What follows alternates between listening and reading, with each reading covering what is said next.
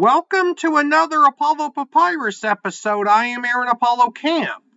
For this episode, my interview guest is a former librarian at Carleton University in Ottawa, Ontario, Canada, the host of the Re-Christian podcast, the former co-host of Jennia de Lima's Writing and Editing podcast, and the author of 5 books, My Sam Johnson, A Biography for General Readers, Greg Giraldo, A Comedian Story, The Killing Type, Less and Less Personal Minimalism, and Will's Dead Wife.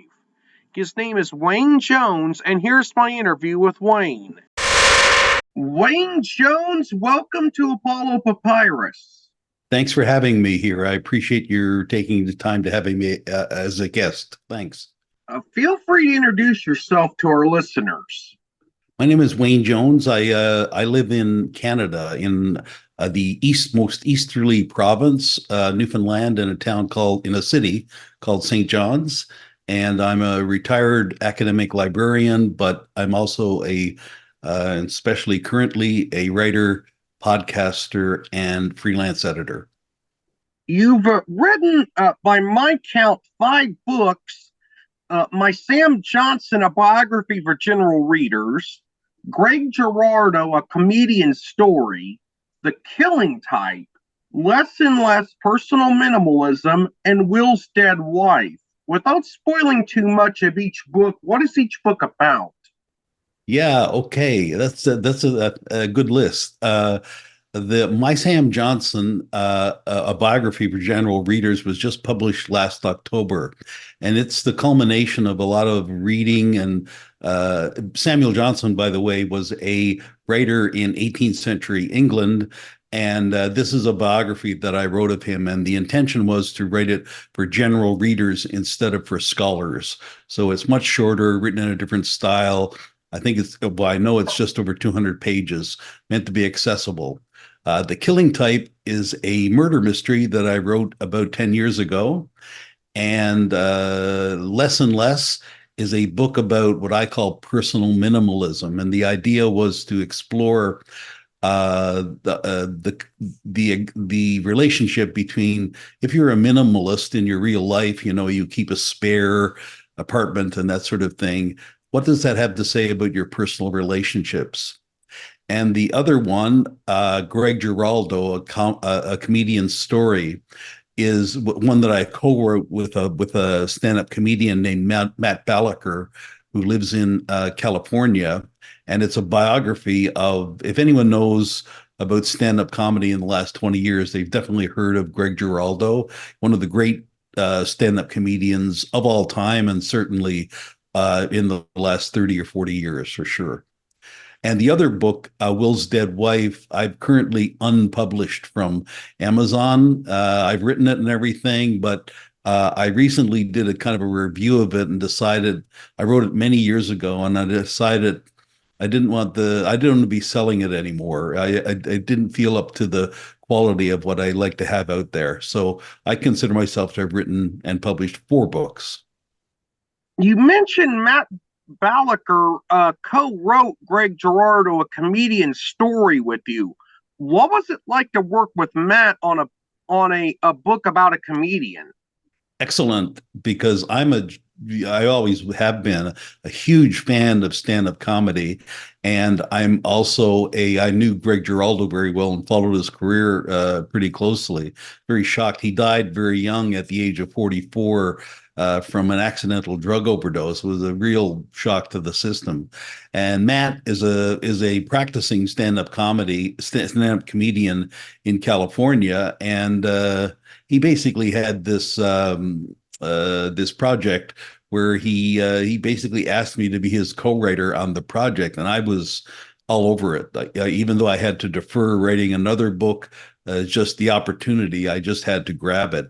And we work well, even though I'm here in Canada and he's in California. We're thousands of miles away, and yet, we mostly did work through email. We had the occasional phone call or Zoom call or whatever it might be. And we kind of just assigned each other different chapters, and we would each review each other's chapters, and eventually it all came together very nicely. Matt was very good at my writing had tended to be more kind of I don't know if you want to call it formal, and Matt has a great skill with writing in a sort of a more populist way, and I learned that from him, and that was very good, frankly, for my latest book. So it was a great collaboration. Matt is a great guy, and we had a lot of fun, and we frankly gotten a lot of very good reviews for that book. How long did it take you to write each book? That's a good question. For the My Sam Johnson book, I would consider that a lifetime project or whatever. I studied Samuel Johnson. As I mentioned, he's a 18th century English writer as my master's degree back, I don't know, 40 years ago. So I never thought I would ever write a book about him, but that book probably took about 10 years to write, which doesn't mean I was steadily working every day on it, but I had started, I started with a blank page and was starting to write it. Took about 10 years. The Less and Less book, the one about minimalism, probably took less than a year to write. The murder mystery probably took a year or two to write, the one called The Killing Type. And the book that I did with Matt about Greg Giraldo, the stand-up comedian, took us 4 years from him contacting me to say, "Do you want to be the co-writer?" and us basically getting it out and published. So quite a variety in lengths of time there. Are all your books self-published, traditionally published, published by a hybrid press, or did you use different publishing methods for each of your books? Another good question. All of them are what I would consider in the broad scope of indie published or self-published, but there's no but to that. They're all published like that. Yeah, they're all indie published. For example, I've never had an agent, or I've never had a publisher that I submitted a query to or anything like that. And with the latest one, the one about Samuel Johnson, that was one where I was about to use a hybrid publisher and was talking to them and everything about it. And then I discovered some real anomalies about their practices, and it really I was glad that I caught that. And then what I did was basically indie publish it, but I used a great service in the United States, a company called authorimprints.com. I mean, that's their website. And they were just enormously helpful. What they do basically is do the mechanics of everything. They don't take any royalties or anything like that, but they get the book out there as best as it can be in all the markets and everything, even making it available for, like a quote unquote, what do they call, legacy published or regularly published book, traditionally published book, so that, for example, bookstores could pick up copies, all of that. And they also have a kind of a cafeteria selection of, if I get my copy editing done, they can do that, or I can get it done by someone else. And they were also super great to work with. So I feel that I went from almost getting my book published by what I would consider a dubious hybrid publisher to working with, I can't imagine a service being greater than what they offered. And they did a terrific job with the whole thing. Yeah. Now, as you co-wrote Greg Giraldo, a comedian's story with Matt Ballacher, what got you interested in comedy, and who are some of your favorite and least favorite comedians? That's funny you should ask, because I've always been interested in comedy. I'm now in my mid 60s, and I've been interested in stand-up comedy, especially for a good 35 years in a kind of a serious way. And I do have favorites of comedians. Uh, my favorite, I would say, if to give a full list of my what I consider the best of comedians that I like. I'll give you the full list because I keep a list of it on my website. Some people recognize these because they're fairly recent, and some people won't because they're kind of they're standards, but they're maybe older, or if you're 25, you may never have heard of these names. They may as well be from the 19th century. So I'll go through the list: David Tell, Ricky Gervais, Greg Giraldo, Bill Maher, Mark Maron, Patrice O'Neill, Brian Regan, Chris Rock, Sarah Silverman, and Doug Stanhope. Those are my favorites, and my least favorites. Uh, I don't know. I'll say it anyway. Whatever. I'm not. They can sue me if they want to. Uh, Jim Brewer, Carrot Top, Big Bill Engvall, Mick Foley, Jeff Foxworthy, Gallagher. That's the guy who has grapefruits on the stage and starts breaking them up and stuff like that. It's ridiculous. A Canadian named Ron James, Larry the Cable Guy, who people may have heard of, Carlos Mencia, Eliza Schlesinger. She's a younger comedian, but I find that, yeah, just not my thing. And Ron White. And I would add another that I forgot to add to my list there. There's a comedian out there named, I think his name is Gabriel Galicius or something like that, but he goes by the name of Fluffy, and he's one of the worst comedians that has ever performed, in my view. You named all four of the members of the blue collar, the former blue collar comedy tour here in the U.S. So I take an American redneck comedy is not your thing. That's well noted, and no, it is not my thing. I think that it's not. I'm not a snob about comedy. I just does, and also, I mean, as goes with anything, I have a certain styles that I like. A lot of it's not as if what I'm saying is kind of mathematically worked out and I'm correct. It's just that this I like a certain style, and I certainly do not like the Foxworthy, Engvall, that kind of style. That is not my style of comedy that I like.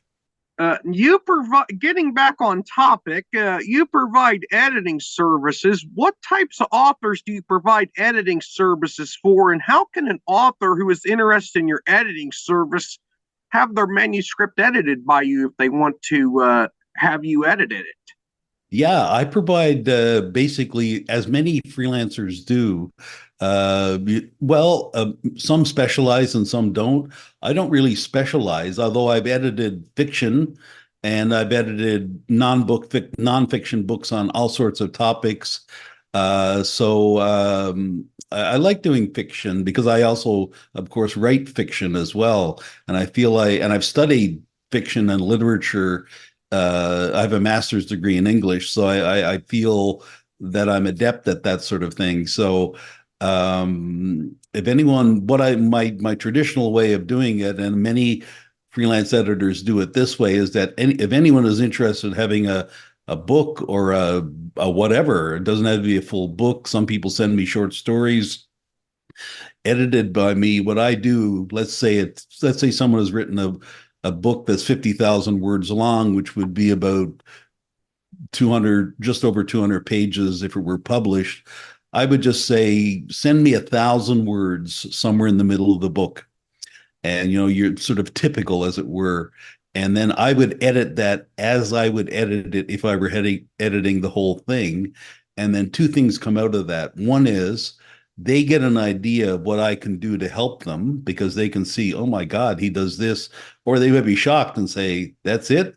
Uh, or on the other end, the other thing is that it allows me, if I see that the writing will really take a lot of time to work up into being good stuff, then that affects, frankly, the fee that I charge and or the amount of time that I would have to assign because I set a deadline for the person. So those 1,000 words serve me and serve them as well. And I really find that you can just by picking 1,000 words, that's enough. So that's how I go about it. And many many editors do that. They call it a writing sample, and it's a good way to judge, is this going to take me a lot of time, and if so, what would my fee be?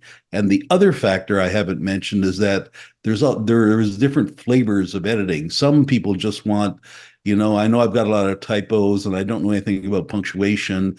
Can you fix all that? That's different from, say, for example, what we in the biz call the stylistic editing, which is looking at your sentences, seeing that they're formulated in a kind of a way, seeing that there's variety in your sentences, seeing that your paragraphs flow easily, that sort of thing. That sort of thing is very different from correcting typos and that kind of thing. And usually, that's usually the kind of editing that I do. And that would also, of course, include fixing the typos and everything like that. If someone said, I don't keep my sentences the way they are, just give me typos and punctuation and stuff like that, that would probably entail a lower fee than it were if I were doing the full stylistic editing. For several years in the previous decade, you were the librarian at Carleton University in Ottawa, Ontario, which is Canada's national capital city. What Right. was your work being a librarian for a university library like? I loved it. That actually, I'm now retired. I've been retired for about 4 years, and I was my career. Even though I've got a lot of experience in editing and writing, I was like many people. I was still had a day job. You generally can't make living as a writer. So I was, going to work, and at night I would work on my books or on the weekends and that kind of thing. I loved my work. I'm a professional librarian with a certification and everything, and I worked for over 30 years, mostly in university libraries. I actually worked in the U.S. for a while. I was a librarian at the libraries at MIT for about 5 years in the 90s. And at Carleton, I eventually sort of rose through the ranks, and I actually became the director, the head of the library at Carleton University, which is, for those who don't know, there's about 100 universities in Canada, and Carleton is what's considered a mid-sized university. So I was the head of the library there for about 5 years. Prior to becoming the librarian at Carleton, what were some other libraries you worked at, and what jobs did you have at those libraries? Yeah, prior to working at Carleton, I worked at the library at a fairly well-known, by among some anyway, university in Canada called Queen's University in Kingston, Ontario. I worked there. I was basically in charge of what they call sort of like cataloging and what they call collection development, which is, the librarians who make the choices about uh, uh, uh, what books you're going to get, that kind of thing. And I had oversight for the electronic resources, because at the time when I was there, electronic resources, databases, electronic journals, ebooks, that kind of thing, are now a fairly common thing in academic libraries, even in public libraries. But at the time, it was kind of a relatively new thing. And so the management of them was a big deal. And that's the side I was on, the technical management, making sure that, if you had an ebook, it was reflected in the catalog, and the opposite. If you didn't have an ebook, you didn't want to have a record in the catalog for it because it would mislead the user. So that was that university.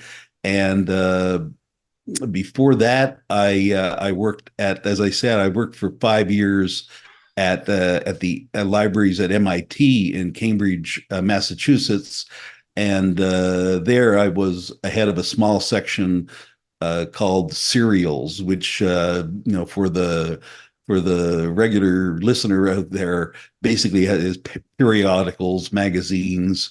A serial in the library world is anything that's it's not a book. Basically, it's published every month or every 2 months or every quarter or whatever. So I was the head of the section that cataloged them. And then before that, where I was at the what you're in the United States, right? Yes. Yeah, in the United States, you have a what is in effect your national library called the Library of Congress, which is the largest library in the world. It's an enormous resource. Basically one of the icons in your country, certainly as far as culture goes. And I worked for the Canadian equivalent, which is, like everything, about 10% the size. But I worked at the National Library of Canada as a cataloger for, I don't know, 8 years or something like that. And that was the start of my career. That was when I was right out of, you have to get a master's degree to be a professional librarian. And right after I'd finished that, that was my first job, was at the National Library of Canada, which is like Library of Congress, a research library. You host the Re-Christian podcast, and in 2022 and 2023, you co-hosted the Writing and Editing podcast with Jennia de Lima, and Jennia hosts that podcast solo now. What can listeners expect from a typical episode of each podcast? Well, I can, for the one that's called Writing and Editing, which is one that I founded and hosted for myself for about a year and a half, I think. But I'm not affiliated with now. I eventually brought on Jennia de Lima, who's an awesome host as well. And she's basically taken the whole thing over. So what she's doing with it, I can see because I follow her, obviously, she's turning into something, not only something I think a lot more interesting, but she's more involved in the editing and the publishing current world than I am. So it's really it's interesting to see it transform into something. She's covering more genres. She knows a lot about more genre editing than I do. She knows, for example, what romantasy is, and I've just recently learned what it is. And she's, so I can't really say what what her future plans are for Re-Christian, which is a podcast that I just started in January, and that has 2 episodes a week. It's basically, as the tagline says, it's a satirical and critical reconsideration of Christianity, God, and the Bible. So basically, it varies. There may be an episode where I'll take a passage from, say, the New Testament and look at it, and basically I'm not a Christian, I'm an atheist. So I think a lot of the things in the Old Testament people maybe speak glowingly of, oh, the great Old Testament, even the New Testament, and there's a lot of blood in the Old Testament. And there's a lot of very peculiar actions that are committed by the God who's in the Old Testament. He seems to be very insecure, murderous, narcissistic, all those sorts of traits. I mean, if you were to not designate him as a God, you would think, what is wrong with this person? And so that's the attitude I take. It's not this is just my take on things, but I believe it strongly. I'm not a theist of any kind. I don't believe in any of that. I don't have faith. I don't believe in what is called the supernatural. I don't believe that it's possible for a virgin to give birth to a child, or for a man to walk on water, or for a man to be dead and then be alive 3 days later. I don't believe any of that stuff. And I don't frankly understand how anyone else can believe it. So that'll give you an idea. I just set up a new website for it called rechristian.com, and people can get all their information there and either be in favor or be horrified and shocked about what I'm saying about Christianity. Wayne, you were a fascinating guest, and I thank you for appearing on Apollo Papyrus. Oh, thanks. You had very good questions and did your research. I really appreciate it. Happy to be here. Thanks for having me. Wayne was a fascinating guest to interview, and I'll include quite a few relevant links in the text description of this episode. This is Aaron Apollo Camp reminding y'all to write and read your passion. Bye for now.